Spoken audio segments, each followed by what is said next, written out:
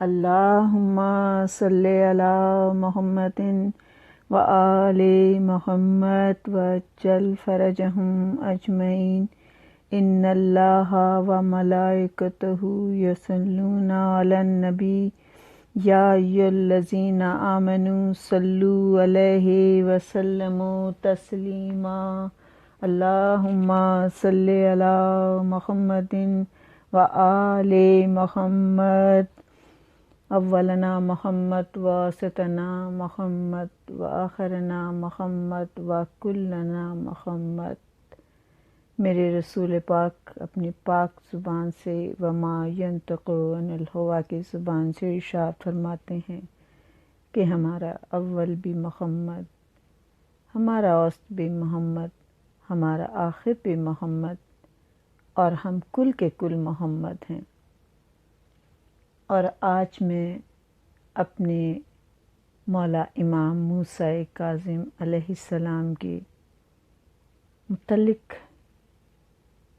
اور ان کی زندگی کے حالات، ان کے مصائب کے متعلق کچھ بیان کرنا چاہتی ہوں۔ میرے مولا امام موسیٰ کاظم علیہ السلام، آپ کی زندگی بہت مشکل میں گزری، اور آپ کو سب سے زیادہ دشوار جو زندگی کا حصہ تھا وہ یہ کہ آپ کے سگے بھی آپ کے دشمن تھے، کیونکہ امام جعفر صادق علیہ السلام کے بڑے بیٹے اسماعیل، جو کہ آپ کی زندگی میں ہی وفات پا چکے تھے، ان کے وجہ سے امام جعفر صادق کی وفات کے بعد اس وقت میرے مولا امام موسیٰ کاظم علیہ السلام کی عمر 21 سال کے قریب تھی جب میرے مولا امام جعفر صادق علیہ السلام کا انتقال ہوا۔ تو جناب امام جعفر صادق کے انتقال کے بعد جو اسماعیل تھے، ان کے بڑے بیٹے نے یہ اعلان کر دیا کہ اب میں امام ہوں، اور اسی لیے یہ اسماعیلیہ فرقہ قائم ہوا جو آج بھی ہے، اور لوگ اب ان کو ہی اپنا امام مانتے ہیں۔ اور یہ لوگ اس وقت اتنی طاقت میں نہیں تھے، آ کے امام موسیٰ کاظم کے پاس بھی بیٹھتے تھے اور آپ سے مشورے بھی کرتے تھے، اور مولا اکثر ان سے اپنے کوئی خط وغیرہ ہوتا تھا تو وہ بھی لکھواتے تھے، اور مولا ان سے بہت ان کا خیال بھی کرتے تھے، ان سے پیار بھی کرتے تھے، لیکن یہ دل میں مولا کے خلاف بغض رکھتے تھے، اور انہیں اتنا مولا سے جتنا مولا کو لگاؤ ان سے تھا، انہیں نہیں تھا۔ اس کے علاوہ میرے مولا کی دور میں 4 امام بھی تھے، یعنی کہ امام اعظم رحمۃ اللہ، امام مالک، اور امام شافعی، امام حنبل۔ امام اعظم تو آپ کی زندگی میں انتقال کر گئے تھے، باقی امام تھے اور یہ بھی فتوے دیتے تھے، اور حکومت ان کی سرپرستی کرتی تھی، اور یہ جو فتوے دیتے تھے وہ بھی امام کی تقریباً مخالفت کے ہی ہوتے تھے۔ اس کے ساتھ ساتھ میرے مولا کے، کیونکہ آپ دین کے پرچار کرتے تھے، آپ جو وہ اسلام کا جو رسول نے بتایا ہوا ہے کہ جو حلال ہے وہ رسول کا بتایا ہوا حلال ہے، اور جو رسول نے حرام کہا ہے وہ حرام ہے، یعنی امر بالمعروف اور نہی عن المنکر، جو اصول دین ہے اس کے مطابق کام کرتے تھے۔ اس کے علاوہ یہ کہ میرے امام جو بھی کلام کرتے تھے، آپ یہ کہتے تھے یہ بات، یہ حدیث میرے بابا نے مجھے بتائی ہے، میرے بابا کو ان کے بابا نے بتائی ہے، اور اس طرح ایک سلسلہ چلتا ہوا مولا علی تک پہنچتا تھا، اور پھر یہ کہ مولا علی سے رسول خدا نے بتائی ہے، اور رسول خدا کو جبرائیل نے بتائی ہے، اور جبرائیل کو خداوند کریم نے بتائی ہے، جیسے کہ ہم امام رضا علیہ السلام نے بھی ارشاد فرمایا تھا، سلسلۃ الذہب آپ کی حدیث ہے۔ تو یہ تمام دور میں یعنی ان چاروں امام کی جو تھی سرپرستی، وہ حکومت کر رہی تھی۔ اس کے ساتھ اس زمانے کے صوفی بھی تھے، وہ اپنی تبلیغ کر رہے تھے،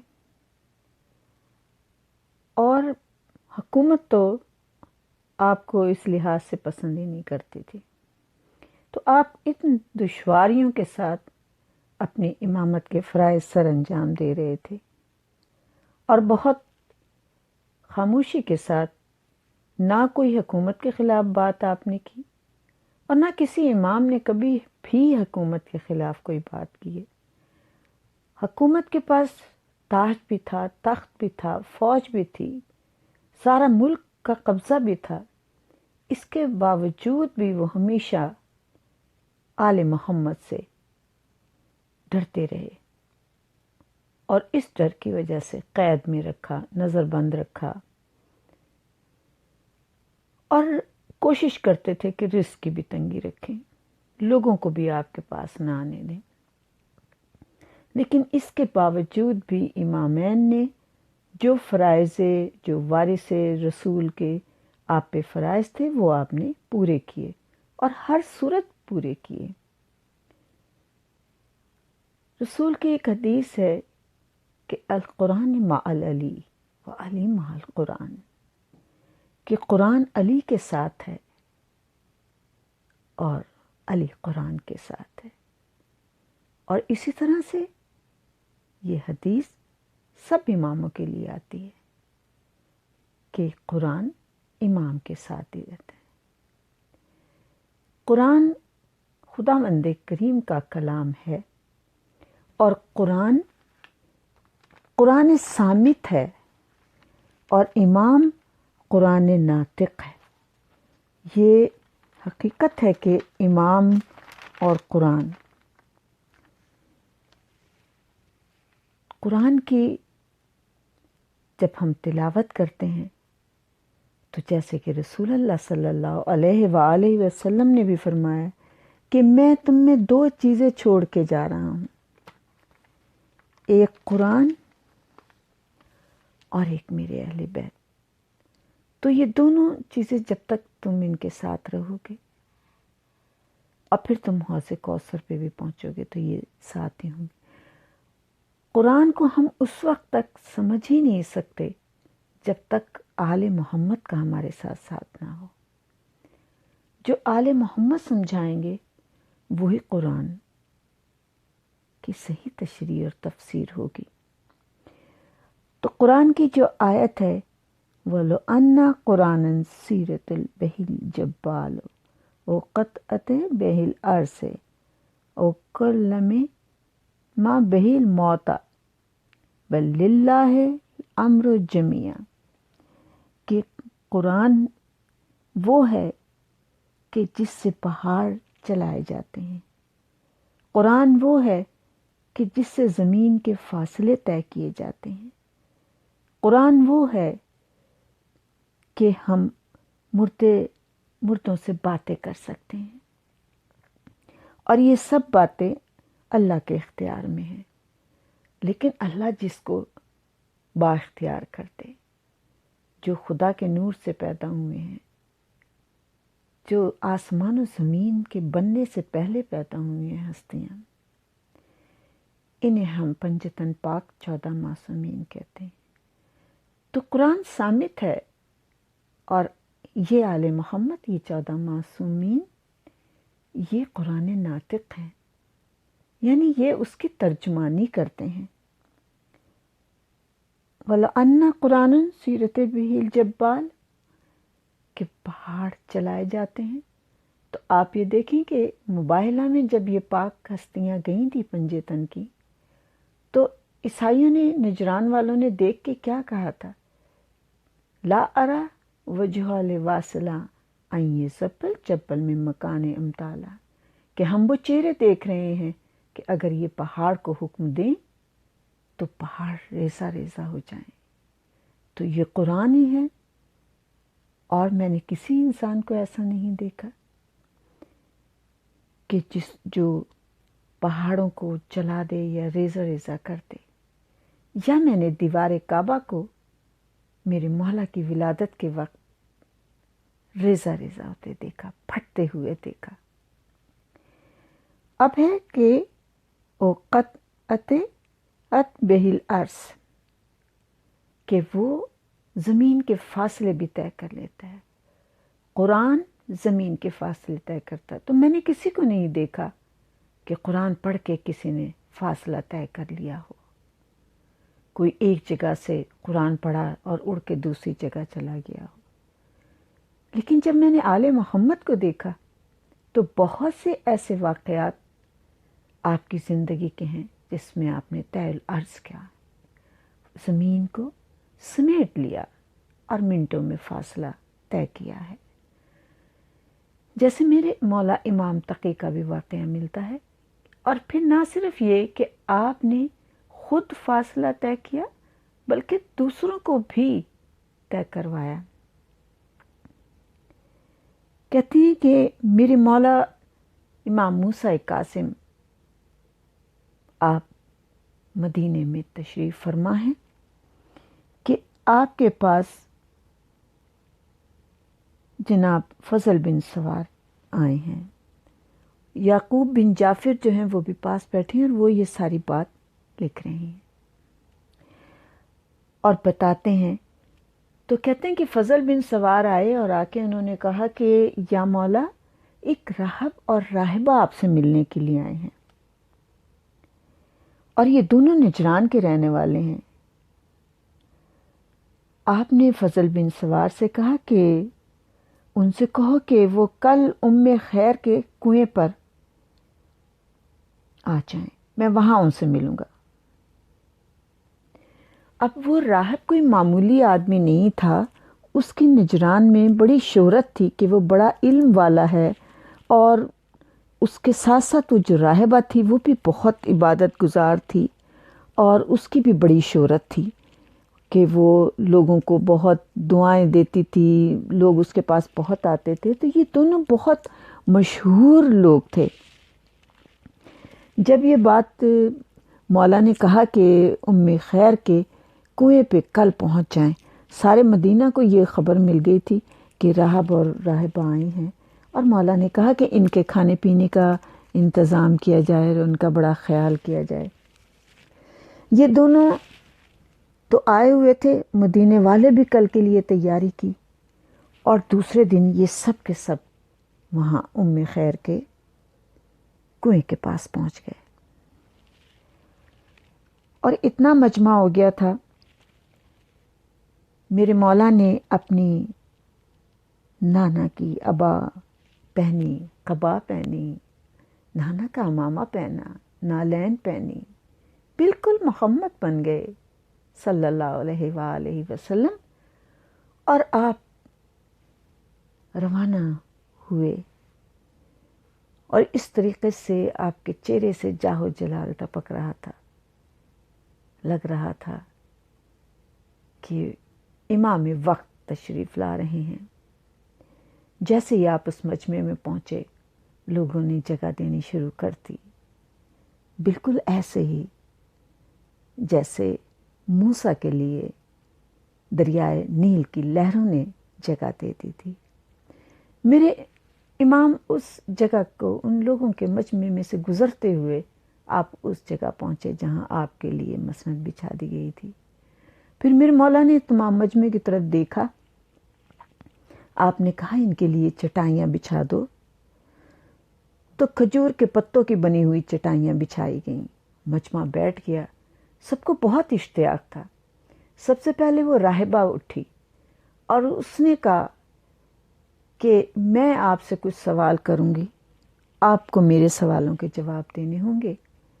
اگر آپ نے مجھے میرے سوالوں کے جواب دے دیے تو میں مسلمان ہو جاؤں گی۔ میرے مولا نے کہا کہ ٹھیک ہے، تم مجھ سے سوال کرو۔ اس نے مولا سے سوال کیے اور مولا نے اس کے سوالوں کے جواب دیے۔ وہ مطمئن ہو گئی اور اتنی خوش ہوئی کہ اس نے وہیں پہ کلمہ پڑھ لیا اور مسلمان ہو گئی۔ اب جو راہب بیٹھا تھا وہ بڑا پریشان ہوا کہ یہ مسلمان ہو گئی ہے تو اب پتہ نہیں کیا بات ہوگی۔ پھر میرے مولا نے پوچھا کہ اب آپ لوگ مجھے بتائیں کہ آپ لوگ میرے پاس کیوں آئے ہیں اور آپ کے آنے کی وجہ کیا ہے، اور اتنی ملاقات کی جلدی کیا تھی کہ آپ نے کہا کہ ہم نے رات مشکل سے گزارنی ہے، آپ ہمیں ضرور ملیں۔ اس نے کہا کہ میں راہب ہوں اور میں توریت، زبور، انجیل مجھے حفظ ہیں، اور سب لوگ نجران میں میرا بہت عزت کرتے ہیں، اور میرے پاس بہت علم ہے، اور میں سمجھتا ہوں کہ میرے پاس بہت علم ہے، اور ہے میرے پاس علم، اس لیے لوگ میری عزت اور قدر کرتے ہیں۔ لیکن ایک دن ایک شخص میرے پاس آیا اور آ کے کہنے لگا کہ تم نے اتنی کتابیں حفظ کی ہوئی ہیں، تمہارے پاس اتنا علم ہے، لیکن تم یہاں سے مدینہ تو جا نہیں سکتے۔ میں نے کہا کہ کیوں؟ کہا کہ تم مدینہ مکہ، اگر مدینہ سے تم مکہ جاؤ تو کتنے دن فاصلہ طے کرو گے؟ کیونکہ اس نے کہا کہ اگر ہم مدینے سے مکہ جاتے ہیں تو تقریباً 21 دن لگ جاتے ہیں، تم کتنے دن میں فاصلہ طے کرو گے؟ اس نے کہا کہ اگر میں مدینے جاتا ہوں اور پھر مدینے سے مکہ جاتا ہوں تو پھر 21 دن کا ہی فاصلہ ہوگا۔ تو اس شخص نے کہا کہ پھر میں تمہیں بتاتا ہوں، ایک شخص ایسا ہے جو سندھ میں رہتا ہے، اور سندھ یعنی کراچی کے پاس، پاکستان میں کراچی کے پاس ایک پہاڑ جو سلسلہ ہے، اس جگہ کا اس نے نام لیا کہ وہ وہاں رہتا ہے، اور وہ ہفتے میں ایک دن مدینے آتا ہے، یعنی کہ ہر ہفتے، مہینے میں ہر ہفتے وہ مدینے آتا ہے، اور وہ ہر مہینے عمرہ کرنے مکہ جاتا ہے، اور ہر سال وہ حج کرنے آتا ہے، اور صرف وہ 2 دفعہ لوگوں سے ملاقات کرتا ہے، باقی وقت وہ اپنے اسی گھر میں رہتا ہے، باہر نہیں نکلتا ہے، کسی سے بات نہیں کرتا ہے۔ تو میں نے کہا یہ کیسے ہو سکتا ہے کہ ایک آدمی سفر ایک دن میں، ایک رات میں وہ یعنی کہ سندھ سے وہ مدینے آ جائے، سندھ سے وہ مکہ چلا جائے؟ ایسا ہو ہی نہیں سکتا، کیونکہ اتنے دن لگتے ہیں، رستہ ہے، اور ظاہر ہے وہ کسی گھوڑے پہ بھی بیٹھ کے آئے گا تو اسے ٹائم لگ جائے گا، اتنی جلدی نہیں ہو سکتا۔ اس شخص نے کہا کہ نہیں، وہ شخص آتا ہے، تم خود جا کر دیکھ لو۔ تو اس راہب نے کہا کہ مجھے اتنا اشتیاق پیدا ہوا، کیونکہ میں نے اپنی کتابوں میں یہ پڑھا ہوا ہے، اور آپ کی کتاب بھی میں نے قرآن بھی پڑھا ہے، اس میں بھی ذکر یہ ہے کہ آصف بن برخیا جو کہ حضرت سلیمان پیغمبر کے وزیر تھے، ان کے پاس صرف ایک اسم اعظم تھا، اور اس ایک اسم اعظم کی بدولت انہوں نے ملکہ بلقیس کا تخت پلک جھپکتے میں منگا لیا تھا۔ تو اس کے پاس پھر کوئی اسم اعظم ہے جس کی وجہ سے یہ اتنا فاصلہ طے کر لیتا ہے۔ تو وہ شخص کہ تجسس مجھے اتنا تھا ملاقات کا کہ میں وہاں سے چل پڑا نجران سے، اور میں چلتا ہوا کافی دنوں کے بعد میں وہاں سندھ پہنچ گیا۔ وہاں کے لوگوں نے بھی مجھے یہی بتایا جب میں نے لوگوں سے ملاقات کی کہ یہ شخص کون ہے اور کیا کرتا ہے، تو انہوں نے کہا کہ ہاں یہ بات بالکل صحیح ہے کہ یہ ہر ہفتے مدینے جاتا ہے، ہر مہینے عمرہ کرتا ہے، ہر سال حج کرتا ہے اور اپنے گھر میں رہتا ہے۔ اور ہم نے یہ دیکھا ہے کہ اس کے گھر کے چاروں طرف جو اس نے فصل لگی ہوئی ہے، ہم نے اسے کبھی بیج ڈالتے ہوئے نہیں دیکھا، لیکن فصل اگتے ہوئے دیکھا ہے اور چشمے کا پانی بہتے ہوئے دیکھا ہے۔ اور یہ شخص یہ کبھی کبھار ہم نے اسے باہر نکلتے ہوئے دیکھا ہے۔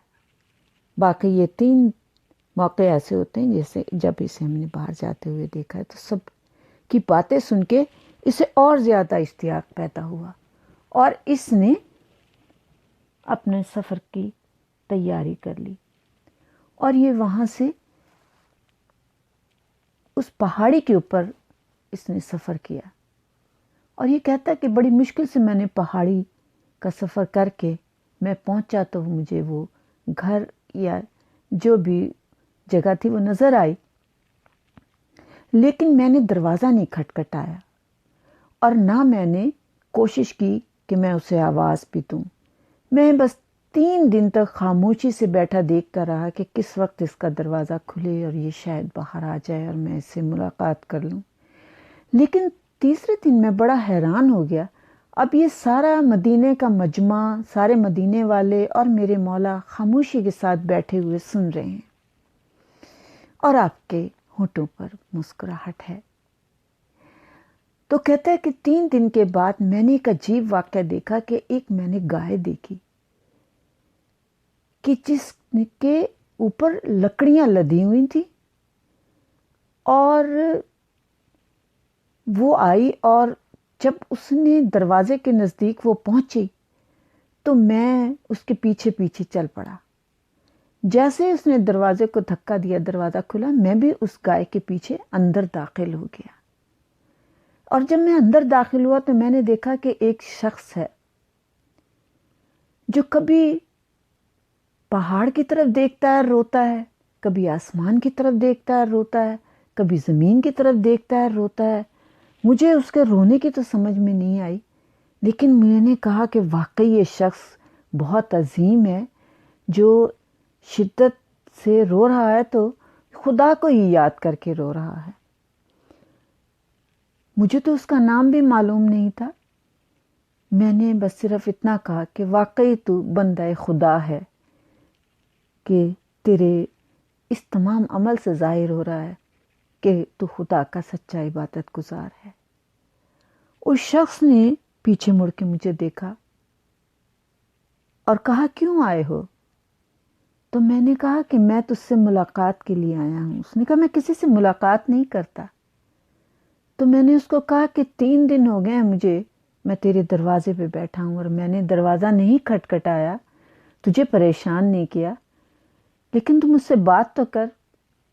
اس نے کہا کیا بات کرنا چاہتا ہے؟ کہ مجھے تجھ سے کچھ بات کرنی ضروری ہے اور میرے اوپر رحم کر کہ میں کتنا فاصلہ طے کر کے آیا ہوں، پہاڑ تھے، صحرا تھا اور کتنا رستے میں دشواریاں تھیں، میں نجران سے چلتا ہوا تجھ سے ملنے کے لیے یہاں آیا ہوں، تم مجھ سے بات کر۔ تب اس شخص نے کہا کہ ٹھیک ہے میں تجھ سے بات کرتا ہوں، لیکن بس صرف اتنی ہی بات کرنا جتنا تیرا سوال ہے، اس سے زیادہ مجھ سے بات نہ کرنا۔ تو وہ کہتا ہے کہ میں نے دیکھا کہ یہ شخص واقعی بہت کم بات کرتا تھا اور زیادہ وقت وہ کلام الہی جو اس کو یاد تھا وہ ورد کرتا تھا۔ میں نے اس کو کہا کہ بس میں نے سنا ہے تمہارے بارے میں کہ تم مدینہ جاتے ہو، تم مکہ عمرہ کرنے جاتے ہو اور تم کیسے منٹوں میں 1 دن اور 1 رات میں یہ فاصلہ طے کر لیتے ہو، جبکہ مجھے یہاں آتے ہوئے اتنا وقت لگ گیا ہے، اتنے دن لگ گئے ہیں۔ تمہارے پاس کون سا وہ اسم اعظم ہے؟ مجھے وہ اسم اعظم بتا دو۔ اس شخص نے کہا کہ اسم اعظم لینے کے لیے آئے ہو؟ میں نے کہا کہ ہاں، مجھے بھی وہ 2 علم۔ تو اس نے کہا کہ میں اسم اعظم تمہیں دے سکتا ہوں، لیکن میں تو بیت المقدس جاتا ہوں۔ یعنی اس شخص نے جس کے پاس اسم اعظم ہے، وہ کہتا ہے بیت المقدس جاتے ہیں؟ بیت المقدس تو میں جانتا ہوں، میں بھی جاتا ہوں۔ تو شخص نے کہا کہ میں تو ہفتے میں 1 دن تو ضرور بیت المقدس جانتا ہوں۔ تو اس نے، جو عیسائی تھا، اس نے پھر یہی بات کی کہ میں بیت المقدس تو میں بھی جاتا ہوں۔ وہ آپ کون سے بیت المقدس کا ذکر کر رہے ہیں؟ مدینے میں بیت المقدس کہاں ہے؟ اس شخص نے کہا کہ نہیں، تم جسے بیت المقدس کہہ رہے ہو، اور جو ملک شام میں ہے، میں اس بیت المقدس کی بات نہیں کر رہا۔ جو ملک شام میں بیت المقدس ہے، وہاں تو انبیاء کی عبادت کی محرابیں ہیں، اور اسی لیے اسے خطیرۃ المحاریب کہتے ہیں۔